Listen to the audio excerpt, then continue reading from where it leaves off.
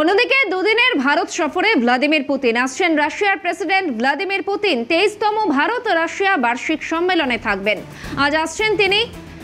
ভারত রুশ একাধিক চুক্তি স্বাক্ষরিত হতে পারে এই সম্ভাবনা রয়েছে এবং পুতিনের নিরাপত্তায় ফাঁক রাখতে চাইছে না ভারত। রাশিয়ার বিশেষ প্রশিক্ষণপ্রাপ্ত নিরাপত্তারক্ষী সহ রুশ প্রেসিডেন্টের প্রহরায় এনএসজি শীর্ষ কমান্ডোরা আসছেন রাশিয়ার প্রেসিডেন্ট ভ্লাদিমির পুতিন। টেলিফোন লাইনে রয়েছেন প্রতিনিধি ইন্দ্রাণী দাশগুপ্ত। ইন্দ্রাণী, পুতিনের ভারত সফর কি কি আপডেট রয়েছে?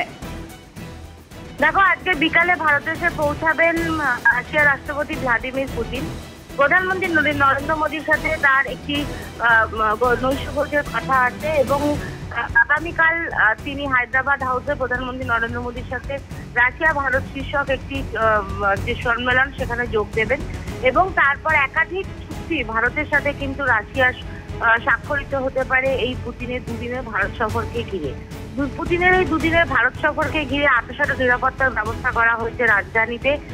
যে পথ দিয়ে পুতিনের কনভয় যাবে সেখানে আগে থেকেই যেমন রাশিয়ার নিরাপত্তা কর্মীরা মোতায়েন থাকবেন, তেমনি ভারতের এসএইচজি কমান্ডোরা থাকবেন। একই সাথে স্নাইপাররা এবং এআই টেকনোলজি সাহায্য নেওয়া হচ্ছে এই পুরো রাস্তার নিরাপত্তা বলয়কে সুরক্ষিত করতে।